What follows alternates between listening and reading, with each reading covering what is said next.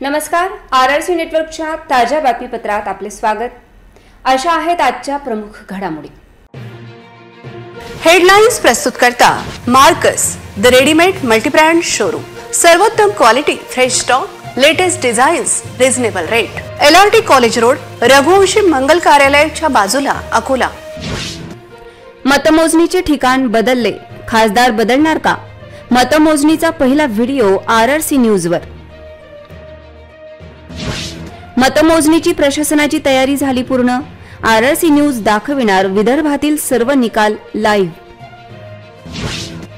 पोहण्यासाठी खदानीत गेलेल्या त्या युवकाचा शोध सुरू, 9 मित्र गेले होते सोबत पोहायला। अकोल्यातील बियाण्यांचा काळा बाजार सोडून पथक तेल्हाऱ्यात कागदोपत्री कारवाई आली समोर।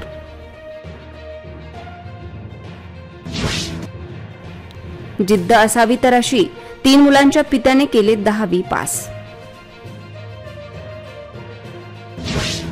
आता सविस्तर बातम्या।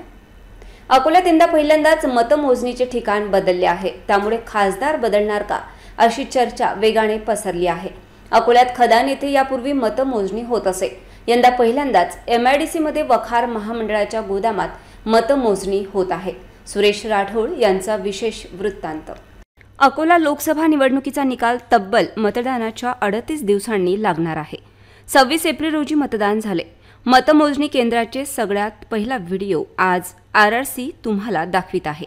तसेच मतमोजणीच्या दिवशी विदर्भातील सगळ्या लोकसभा मतदारसंघाचा निकाल तुम्हाला पाहता येईल आरआरसी न्यूजवर। लोकसभा सार्वत्रिक निवडणुकीत अकोला लोकसभा मतदारसंघाच्या निवडणुकीसाठी गेल्या 26 एप्रिल रोजी मतदान घेण्यात आले असून 15 उमेदवारांचे भवितव्य मतदान यंत्रांमध्ये सील बंद झाले। मतदान यंत्रे अकोला शहरानजीक असलेल्या कुंभारी परिसरातील MIDC भागात राज्य वखार महामंडळाच्या याच गोदामात ठेवण्यात आले असून या परिसरात CCTV सह सुरक्षा यंत्रणांच्या 72 जवानांचा वॉच आहे।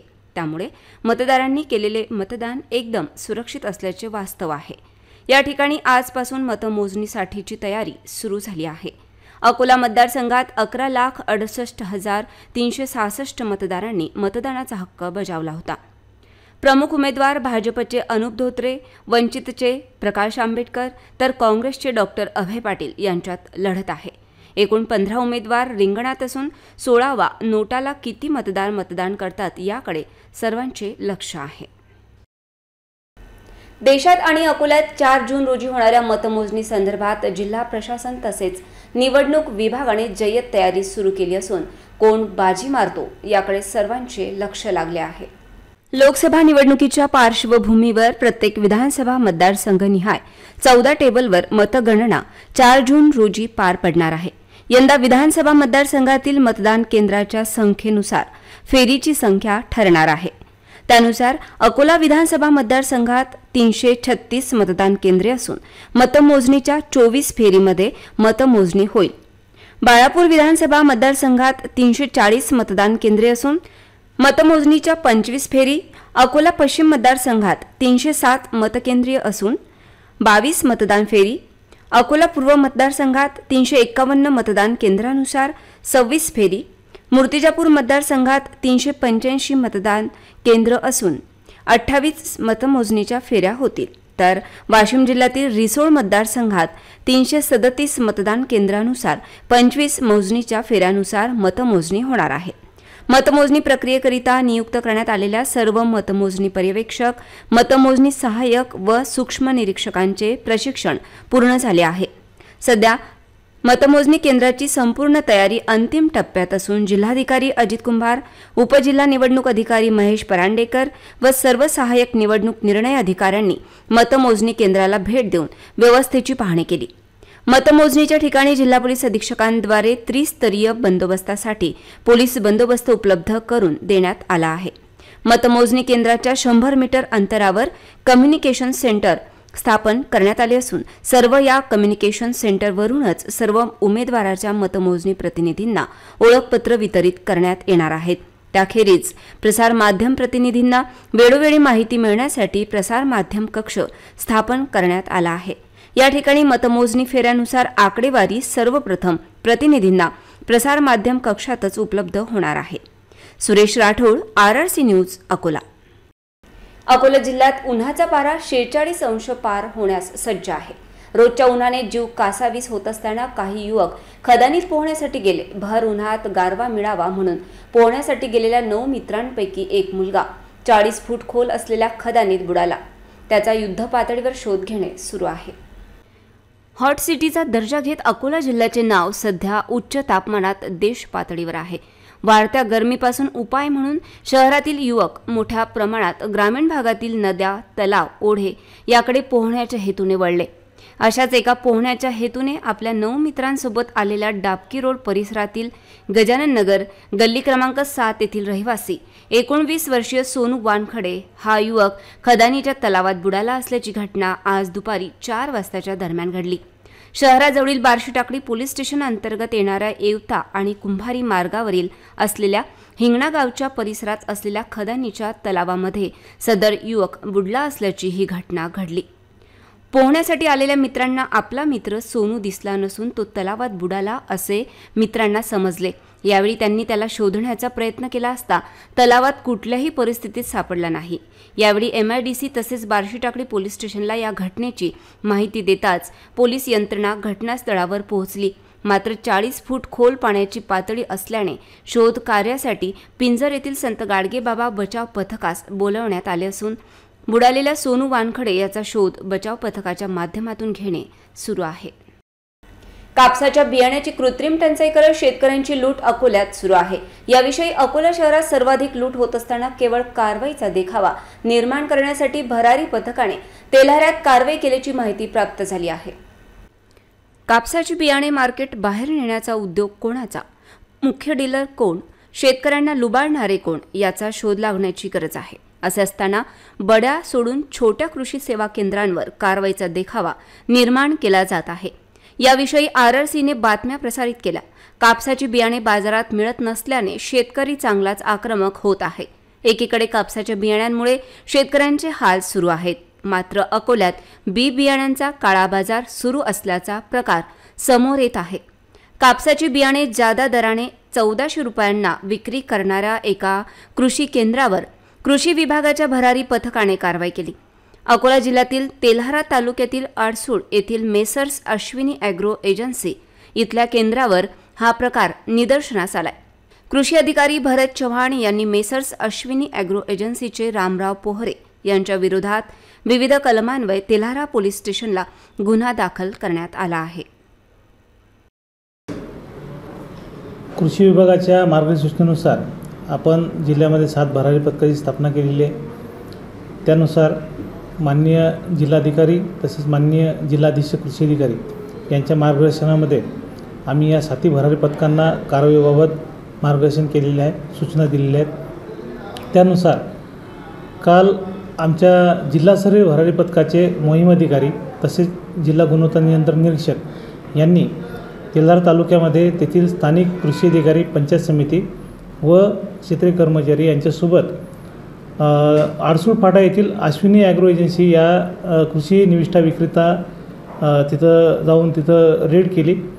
त्या ठिकाणी एक शेतकऱ्याला जादा दरानं कापूस बियाण्याची विक्री होत होती आणि त्याकरता त्या ठिकाणी सापळा रचून त्या कृषी विक्रेत्याकडे तपासणी केली आणि सापळा यशस्वी झाला. त्यानुसार संबंधित जो तिथला विक्रेता आहे त्या विक्रेत्यावर तिथं गुन्हा दाखल करण्यात आलेला आहे. मुस्लिम समाजातील मौलाना आणि वंचित नेते प्रकाश आंबेडकर यांच्यावरील वादग्रस्त वक्तव्य काँग्रेस नेता साजिद खान यांच्या अंगलट आले आहे.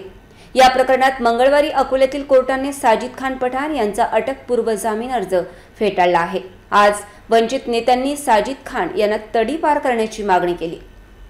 अकोला लोकसभा निवडणुकीत मुस्लिम समाजाचे धर्मगुरू मौलाना यांनी वंचित नेते प्रकाश आंबेडकर यांचा प्रचार केल्याच्या मुद्द्यावरून काँग्रेस नेते साजिद खान पठाण यांनी मौलाना यांच्याशी केलेली कथित व्हायरल ऑडिओ क्लिप आणि त्याचबरोबर यात मौलाना यांच्याविषयी व वंचित नेते प्रकाश आंबेडकर यांच्याविषयी केलेले वादग्रस्त विधान पाहता त्यांच्या विरोधात डाबकी रोड पोलीस स्टेशन येथे तक्रार देण्यात आली होती. या प्रकरणात आज अकोल्यातील न्यायालयाने काँग्रेस नेते साजिद खान पठाण यांचा अटकपूर्व जामीन अर्ज फेटाळलाय. आज या प्रकरणात साजिद खान पठाण यांच्या विरोधात वंचितने आक्रमक भूमिका घेत थेट साजिद खान यांना तडीपार करण्याची मागणी केली। आम्ही कलेक्टर साहेबांना निवेदन दिलं की आपले साजिद खान मन्नान खान पठाण यांनी जी मौलवीला शिवीगाळ केली त्या शिवीगाळ प्रकरणात न्यायालयानं वारंवार वेळ देत असताना पोलिसांनी त्यांना अटक केली नाही आणि आज आम्ही त्यांना अटक झाली पाहिजे किंवा त्यांची तडीपार ऑर्डर झाली पाहिजे किंवा त्यांना फरार घोषित केलं पाहिजे यासाठी आज या ठिकाणी वंचित बहुजन आघाडीच्या वतीनं आम्ही जिल्हाधिकाऱ्याला निवेदन दिलं। साजिद खान मन्नान खान पठाण ज्यांच्यावर दापते रोड पोलीस स्टेशनला गुन्हे दाखल झाले तेवढेच गुन्हे नसून तर मागील जे दंगल झाली आहे अकोला शहरात त्या दंगलीचा मुख्य सूत्रधार साजिद खान मन्नान खान आहे। त्याच्यावरती सिव्हिल लाईन पोलीस स्टेशन असेल, सिटी कोतवाली खदान पोलीस स्टेशन असेल, विविध पोलीस स्टेशनमध्ये गुन्हे दाखल आहेत आणि त्यांची 2 वेळा न्यायालयात तारीख झाली त्या गुन्ह्याच्या बाबतीत, परंतु काल त्यांची बेल रिजेक्ट झाली। परंतु इथलं पोलीस प्रशासन हे झोपी गेलं काय म्हणून वंचित बहुजन आघाडीनं आज आम्ही एक निवेदन सादर केलं जिल्ह्याच्या वतीनं की साजिद खान मन्नान खान यांना फरार घोषित करा, याच्यावर तडीपारची कारवाई करा व अशा गुन्हेगाराला ताबडतोब अटक करा। कारण कायदा व सुव्यवस्था राखण्याचं काम पोलीस डिपार्टमेंटचं आहे आणि कायदा सुव्यवस्था जर राखायची असेल तर अशा गुन्हेगाराला ताबडतोब अटक केलं पाहिजे, अन्यथा वंचित बहुजन आघाडी या ठिकाणी बाळासाहेब सांगतील त्याप्रमाणे इथं आंदोलन छेडण्यात येईल। अकोला शहरातील कॉटन प्रेमींसाठी एक आनंदाची बातमी आहे। शहरातील दुर्गा चौकातील हॉटेल इंद्रप्रस्थ येथे उन्हाळी वस्त्र, कुर्ती आणि साडीचा ब्रँड एक्सपो सेल सुरू झाला असून त्यात पुढील 4 दिवसांसाठी 50% सूट दिली जाणार आहे। अकोला शहरात इतर कोणत्याही मोठ्या शहराच्या तुलनेत स्वस्त उन्हाळी कपडे, कुर्त्या आणि साड्यांची विक्री सुरू झाली आहे। पुढील 4 दिवसांसाठी येथे ग्राहकांना 50% पर्यंत सूट दिली जाणार आहे। उन्हाळी कलेक्शनसह कुर्ती आणि साड्या खरेदी करण्याची ही सुवर्ण संधी आहे। शहरातील दुर्गा चौकात असलेला हॉटेल इंद्रप्रस्थ येथे 50,000हून अधिक शर्ट, टी शर्ट, ट्राउझर्स, जीन्सची 50 विविध कंपन्यांची मोठी रेंज नागरिकांना एकाच छताखाली थेट फॅक्टरी सेलद्वारे उपलब्ध करून देण्यात आली आहे। या संपूर्ण हॉलमध्ये कोणतीही पॅन्ट किंवा शर्ट 200 रुपये ते 800 रुपये आणि त्याहून अधिक किमतीत उपलब्ध आहे। यामध्ये executive class shirt, cotton plain business class shirt, cotton plain strike check shirt, classic cotton formal shirt, summer cotton shirt यांचा समावेश आहे। Bermuda, kurti, palazzo, leggings, girls आणि बॉईज गारमेंट्ससह फॅशनप्रेमी नागरिकांसाठी ही एक सुवर्ण संधी आहे, जे नवीन स्टॉकसह कपडे खरेदी करण्याचा आनंद घेतात, कारण इथे थेट फॅक्टरी सेल आहे। यासोबतच Paithani silk sari, pure cotton sari, नाकाटाकी सिल्क साडी, क्रेप आणि jute silk sari, Italian silk sari, Banaras silk sari इत्यादी साड्या महिलांसाठी 150 ते 200 रुपये किमतीत उपलब्ध आहेत। 300 आणि त्यावरील महिला आणि मुलींसाठी एक विशेष काउंटर व्यवस्था उपलब्ध करून देण्यात आली आहे, जिथे branded kurti, ladies jeans, western top, leggings, palazzo, jeggings इत्यादींचा मुबलक साठा केवळ 200 ते 250 रुपयांमध्ये उपलब्ध आहे, तर ब्रँडेड लेडीज अंडरगार्मेंट्स फक्त 50 रुपयांमध्ये उपलब्ध आहेत। ग्राहकांसाठी डिजिटल पेमेंट सुविधा उपलब्ध आहे। हा फॅक्टरी सेल सकाळी 10 ते रात्री 10 या वेळेत सुरू असेल। अकोला जिल्ह्यातून खळबळजनक घटना समोर आली आहे। अकोल्यात 70 वर्षीय वृद्ध महिलेवर अत्याचार झाल्याची संतापजनक घटना घडली आहे। अकोला जिल्ह्यातील दाळंबी शेत शिवारात ही घटना घडली असून या घटनेने परिसरात एकच खळबळ उडाली आहे। ही वृद्ध महिला अकोल्यावरून एसटी बसने गावाकडे परतत होती। ही वृद्ध महिला दाळंबी येथे राष्ट्रीय महामार्गावर बसमधून उतरली। त्यानंतर दाळंबी गावातून घरी जाताना पीडित वृद्ध महिलेसोबत अत्याचार झाला। मंगळवारी दुपारी 2:30 वाजताच्या सुमारास ही घटना घडली। या घटनेनंतर रात्री उशिरा बोरगामंजू पोलिसात या प्रकरणी गुन्हे दाखल करण्यात आले। त्यावेळी 3 जण दुचाकीने आले। या तिघांनी गावात सोडून देतो असं सांगत शेत शिवारात घेऊन गेले। या तिघांपैकी एकाने तिच्यावर बळजबरीने अत्याचार केला। तसेच अत्याचार केल्याचा गुन्हा कोणाला सांगितल्यास जीवे ठार मारू अशी धमकीही वृद्ध महिलेला देण्यात आली। या घटनेदरम्यान गावातीलच 2 लोक रस्त्यावरून जात होते, त्यामुळे या वृद्ध महिलेने आरडाओरड सुरू केली। या वृद्ध महिलेचा आवाज कानावर पडताच 2 व्यक्तींनी शेताकडे धाव घेतली। त्यानंतर अत्याचार करणाऱ्या व्यक्तीने घटनास्थळावरून पळ काढला। गावातील दोन्ही व्यक्तींनी वृद्ध महिलेला सुखरूप घरी सोडले। त्यानंतर या वृद्ध महिलेने तिच्यासोबत घडलेला प्रकार कुटुंबियांना सांगितला। यानंतर कुटुंबियांनी बोरगाव मंजू पोलीस स्टेशन गाठलं। या घडलेल्या प्रकरणाबद्दल तक्रार पोलिसांनी गुन्हे दाखल करत आरोपींचा शोध सुरू केलाय। डिझेल हे अत्यंत ज्वलनशील असते। उन्हाळ्यात तर विशेष काळजी घेण्याची गरज आहे। पण अपघातग्रस्त डिझेल टँकरमधून डिझेल लुटण्याचा व्हिडिओ समोर आला असून लोकांना स्वतःच्या जीवाची देखील काळजी का नाही असा प्रश्न विचारला जात आहे। एकीकडे डोक्यावर सूर्य आग ओकत असताना वणी रंभापूर रस्त्यावर डिझेलच्या टँकरचा अपघात झाला। या अपघातात रस्त्यावर डिझेल अस्तव्यस्त पडले। हे सर्व होताना स्थानिकांनी हे डिझेल लुटण्याचा हास्यास्पद प्रयत्न केला।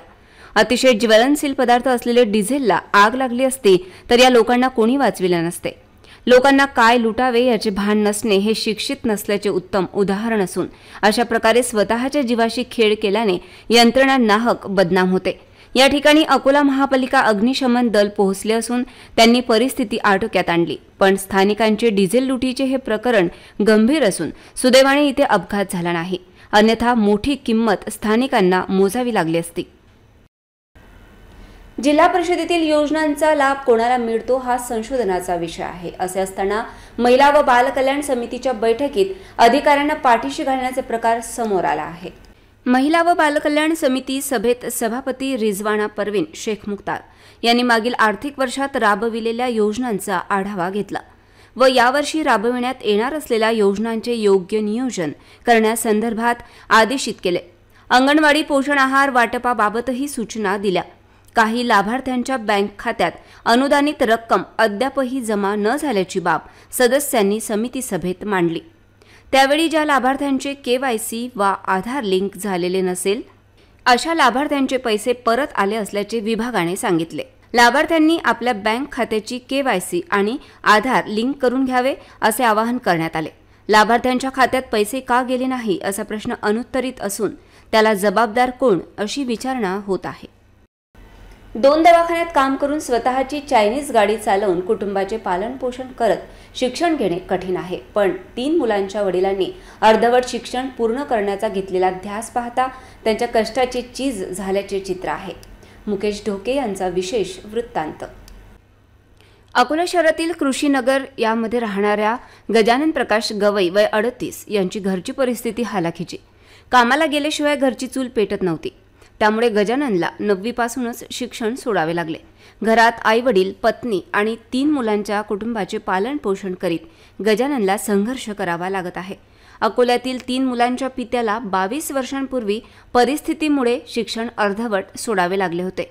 परंतु शिक्षण घेण्याची उर्मी स्वस्थ बसू देत नव्हती। शिक्षण घ्यायला वय लागत नाही, असावी लागते ती केवळ जिद्द। या जिद्दीनेच या पित्याने कुटुंब चायनीजचा व्यवसाय सांभाळत जागृती रात्र शाळेत प्रवेश घेतला। 9वी पास करत मोठ्या मुश्किलीने 10वीची परीक्षा दिली आणि 44.80% गुण प्राप्त केले। मी फार वर्षापूर्वी शाळा सोडून दिली होती।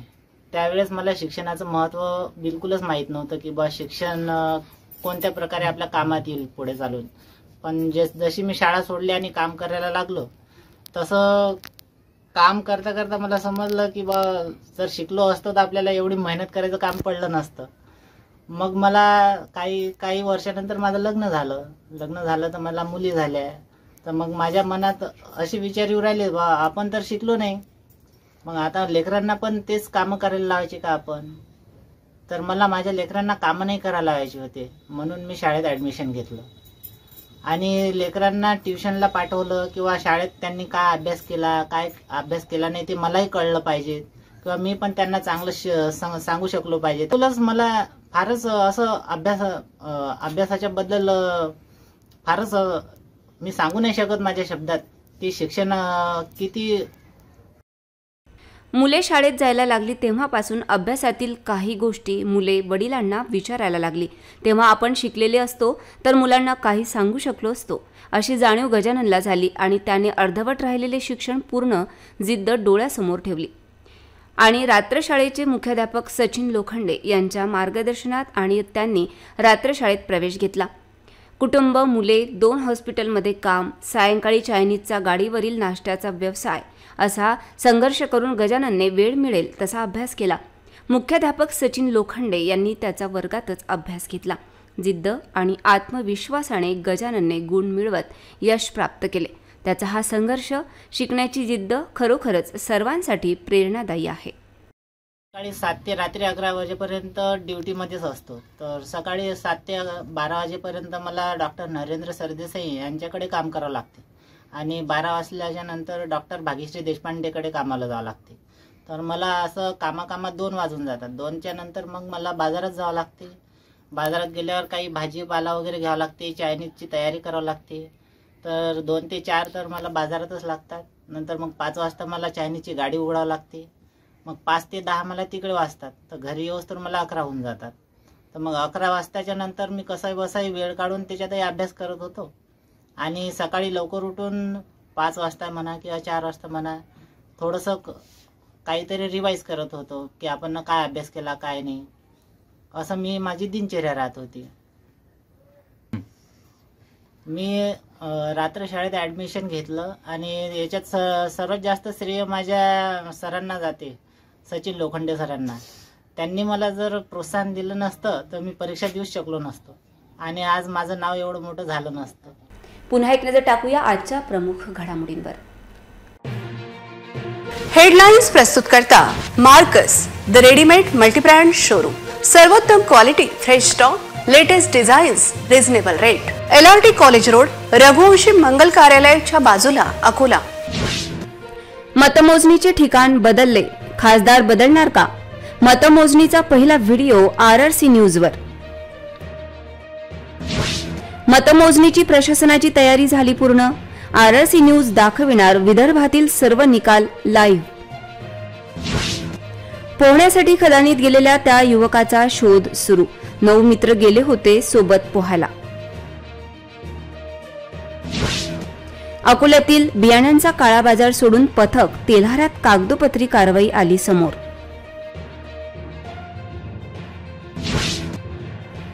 जिद्द असावी तर अशी, 3 मुलांच्या पित्याने केले 10वी पास. बातम्यांसाठी तुम्ही पाहत रहा RRC न्यूज. यूट्यूब चॅनलवर तुम्ही पण लाईक आणि सबस्क्राईब करा RRC डिजिटल अकोला हे यूट्यूब चॅनल. जगभरात कुठेही पहा RRC डिजिटल अकोला. पुन्हा भेटूया ताज्या बातम्यांसह, नव्या घडामोडींसह नव्या बातमीपत्रात. तोवर नमस्कार.